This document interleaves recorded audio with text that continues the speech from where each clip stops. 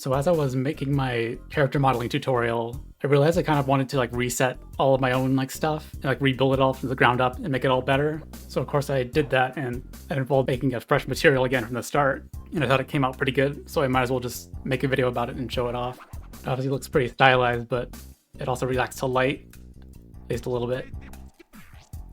It can be shiny as well in little parts. So yeah, I think it's pretty decent. Pretty much the way it works is that I just kind of like isolate the different like layers I need using these basic, shader RGB setups. So if I can like isolate the shadows or the highlights, and then I can just, mix color them in with the rest of everything else. So I can decide what colors they should be, and then I use vertex painting and these color attributes to kind of decide where everything is. So everything can just be painted on however I want it to be. So yeah, if you want just the setup, you can just kind of scroll through here and show you every little bit of detail. But I'm going to explain it all in different parts in a second anyway, so yeah, just to show off the setup for the people who already know all this stuff and just want the setup. So yeah, I won't go into like full-on detail. I'll just kind of like insert each part and show you what each part does and what it adds.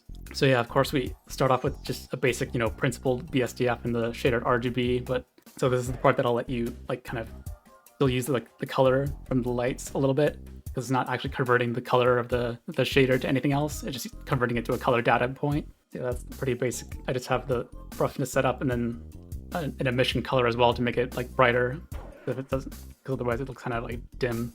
And obviously we're trying to go stylized, so keep that pretty bright. Yeah, that's the base of it all. And I can add on the first little bit of extra color, which is this, the blush section. So yeah, this just uses the blush color attribute, which you can set up here and here. And then, if you don't know this kind of function yet, you can basically kind of just add a color, set it up its base color and name it. And then you can just paint on like the color onto the vertices themselves. And you can reference this color attribute using the color attribute node in the material setup. So yeah, you can just paint on anywhere in the model without having to set up any UVs or any like textures or anything. So it's really handy for stuff like this. So yeah, that's what all these are, and they're all just referenced in the material. So you can see this one's for the blush. You can just paint on blush anywhere.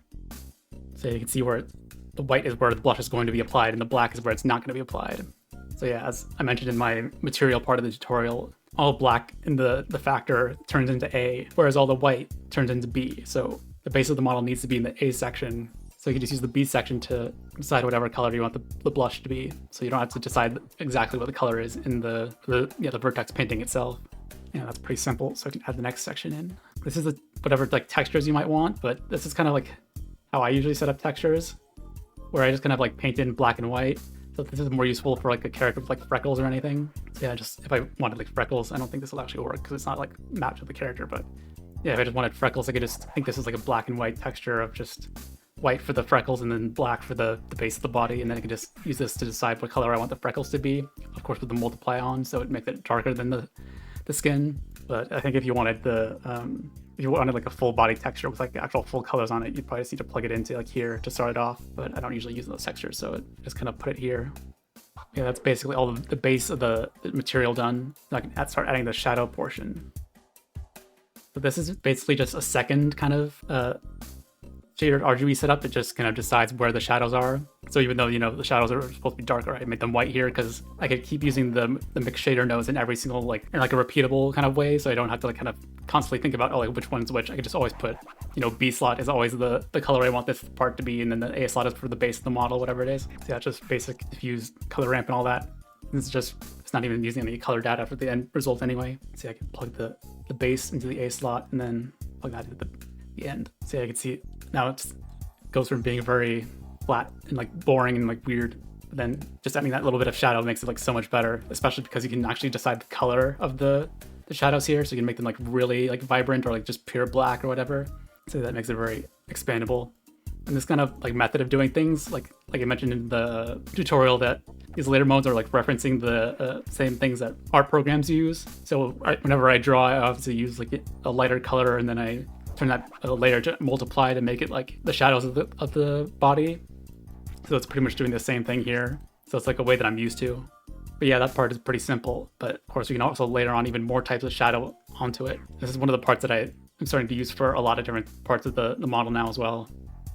So this part will actually add a gradient to the shadow itself. So you can plug it in like this. Obviously, you can just see the vertex painting side of it, shadow gradient. This just decides like where the shadow will change color. So, you know, by default, it'll be this color, but then if we, you know, paint on, you know, white here, then it'll change into whatever this color is going to be. So we can have like a variation in the color. So we plug in the shadow color ramp here, and then we plug in the actual base of the model into this slot. And then this part will be whatever the new shadow is going to be, the new color of the shadow is going to be.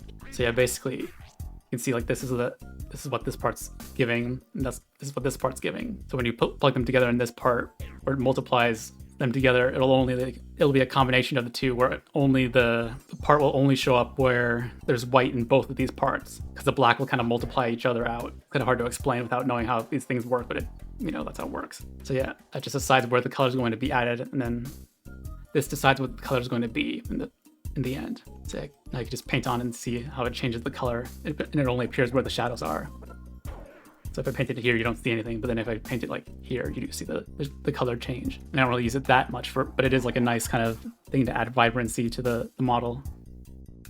And I even use something similar for the outline material. So this is just like a basic kind of inverted hole outline that everyone uses, but instead of just using a plain emission, you know, backface culling, whatever, I actually have kind of exact same setup here. So I can actually use a different vertex color to decide where I want the actual outline to change color. So you can see here, like this is where the outline is black, but then here it's actually like a different color. So this is really nice if you want to like kind of make a black outline kind of like less black in certain areas. It can just be applied anywhere. So yeah, I think that's like really useful. So yeah, I definitely love having that. And even on top of that, I have a bunch of ambient occlusion style stuff over here, which you can also attach. Basically the ambient occlusion thing is down here, and you know, like with the shadow gradient, I actually have this part here so I can actually mask out the where the ambient occlusion appears. So it'll only appear where the shadows are normally, because otherwise it would kind of appear in like some of the lighter areas and would kind of look a bit weird. But using this little section up here masks it out, and of course we can apply base color into here, then plug it in. And also for some reason, whenever I'm doing this, it like freezes the entire program for like a couple seconds. So if you know any solution to that, I don't know. I mean, I feel like this shouldn't be that complicated, so I don't know why it's doing that, but whatever. So I can see where it's adding ambient occlusion, and then limiting it to only where the shadows appear, and then applying it on top of everything else using this color. So this is the ambient occlusion color only. But then this top part here is another part that I'm definitely going to use for like everything now, because it adds so much like extra appeal to everything. This is basically like an extra shadow on top of everything that I could use another color attribute for. So here I have the extra shadow, and I can use it like to increase the shadow under the head where the neck is and all that stuff, which is another thing I do a lot in 2D. So I actually have it. So put this around here, and then instead of, you know, just the ambient occlusion, I add the two ambient occlusion and the shadow color attribute together, and then plug it into the shadow mask. And now it has like a very intense shadow underneath here and anywhere I paint. Definitely underneath like the neck and stuff is somewhere I usually have a lot of like shadows to like differentiate the head from the body a lot. But of course it's going to be applied to anywhere. Like I think I have some like in the inner part of the hair here, so it becomes much darker. And I think that's all for the shadow parts. And then on top of that, you can add the highlights, except it's kind of like its own special thing. So basically I have this principled BSDF that's set to, you know, 0.3 roughness, and it gets converted into a, you know, the usual shader to RGB thing. But then since color ramps alone can't really like isolate the highlights that well, I use this RGB curves node, which of course got the idea from the Sickly Wizard, who made a really good video just showing that this is like very useful for this is like much more kind of customizable than a color ramp for making stylized shaders. But of course I don't really use it for the shadows, I just need it for the highlights. So you can see this is exactly what it's putting out, just exactly where the brightest points of the object are. And then I use a color ramp to convert that to black and white, so it's easier to read. And then on top of that, I can like paint on where I want the highlights to be, because I obviously don't want it to be on every single part of the model. So I can see here, just it kind of like mixes together my shiny vertex paint color attribute. So I only want like a little bit of highlight on the cheeks, and then like a much more on the lips. So yeah, that kind of gives that result. And then I just put this part at the very end, plug the end result into the A slot, and then plug it in, and then that becomes the highlight color So yeah, I can see it just gives a very slight effect. Just barely see it, which is probably a lot better because you don't want like a fully shiny character. You just want like a little bit of highlight, and that's just kind of its own little thing. So there's nothing else special about that. But then in another little bit that I kind of debating on whether it actually looks better or not is this portion, which kind of just gives a Fresnel, but it's also like facing. I don't really know how to like describe that, a layer weight node with the facing part plugged in. So yeah, it just kind of gives a little fringe, which of course I basically stole this kind of idea from, I guess their like online name is No. I don't know how to like refer to them like in voice or whatever because it always feels weird, but yeah, their art is like probably some of the best like 3D art I've ever seen. Like just, and they always had this kind of colorful outline on their characters, so I just kind of wanted to add it in on my thing as well. So yeah, here's how it looks when it's actually plugged in. So that gives it just like a slight edge glow, which makes everything feel a bit more colorful. But of course, I did kind of feel like it was a bit too like bright in like the shadowy areas. So I have the shadow mask like usual. Just plug in the shadow ramp into the factor instead of the color itself, and then plug that into that factor. And then we can use this color to actually determine how much of this highlight kind of disappears. Since it's only gray, it doesn't like kind of erase it completely, it just keeps a little bit there. If you keep it dark, that means it'll completely get rid of it, but it'll keep it on the actual like light parts. So yeah, that's one way of doing it, but I think it looks a little bit better if you just keep a little bit, so keep it like a grayish. But yeah, that's basically all the parts of the actual like skin material, at least. I'll show some more about other things, but yeah, this is how it's all organized when I actually have like time to fix it up myself. I even have these like kind of these bits over here to kind of determine the color outside of everything, so I can actually plug in the base color to all these parts which all need the same color. And also like whenever I need to like make a new skin color or like a new like different material, I can very easily just kind of alter the base color and like make it white, and then make the yeah, of course this one doesn't apply so you won't see it, but yeah, I can make the base color white, and then the shadows blue, and then the highlight whatever, and it'll quickly apply to every part that needs it, and I can just edit the other parts later. So that's very handy just to make things really quick for myself. Yeah, of course there's always a couple more things I could show you since you're already here. With the hair, instead of having like a normal highlight, I have this kind of like anisotropy, kind of fake anisotropy thing. And this is how it's set up with everything else. It's up here. This is like how that thing actually appears. So you can see, I think the top part is where it actually like shows like a fake kind of anisotropy kind of look, which like, I don't really know how to describe it, but this is how you plug it into everything. I don't know how to like actually describe any of this stuff, but that's how it works. But then it also gets mixed in with the color dodge effect. I don't even know how to describe that either, but with the kind of like noise texture, that kind of makes it like gives it like some extra hair strands, but like not too many, so it doesn't look too realistic, but it's just enough to make it obvious that it is hair. So that's a very nice thing to have. And then with everything together, looks very nice.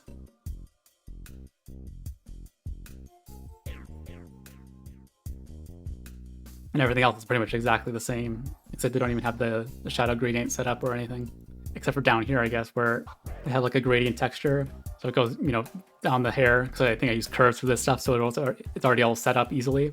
So I can use that gradient to kind of determine like where I want to add in some extra like light parts at the very tips, and like add some darker parts at the very end, or the very, start, I guess.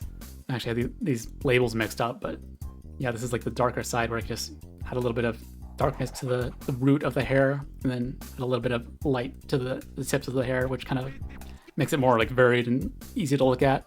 So that's pretty much all the interesting stuff that comes along with the hair shader.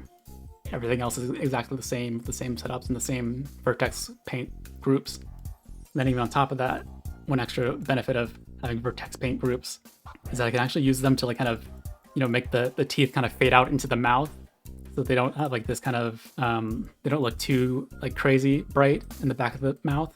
As you can see here, like the shadows don't really like kind of allow for going that dark, so they kind of look a bit weird. But using this little setup, just the same thing as usual, but with the vertex painted around here. See, a little white is where the shadows are going to be, but it's kind of hard to see because you don't really, just makes it all go black towards the back of the teeth at least. So yeah, when it's plugged in, makes everything fade out really nicely, which is really good. I don't really have to do that much effort to like kind of fix up the shadows to make them work with really dark colors. And they even have the same thing set up for the tongue. Yeah, I can see it also fades out a little bit. You can see that's what it looks like normally, and then add some darkness so that it all fades into the darkness of the mouth. And I guess I could just, even though it's not a new thing, I could just show you my iris setup as well. Just, you know, gradient texture that's kind of like putting out like a gradient around this area, but then it's kind of like being moved down a little bit. So I can just kind of determine like the different shades of the eyes here. So I can kind of give it the exact same kind of look that my 2D art has, where it has this kind of black top and the pitch black pupil. And just, you know, after that, just kind of basic stuff.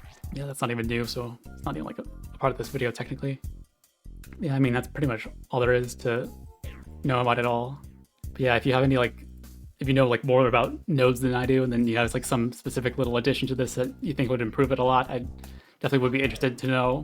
Definitely improve everyone's knowledge of all this stuff. Yeah, I guess I'll see you later.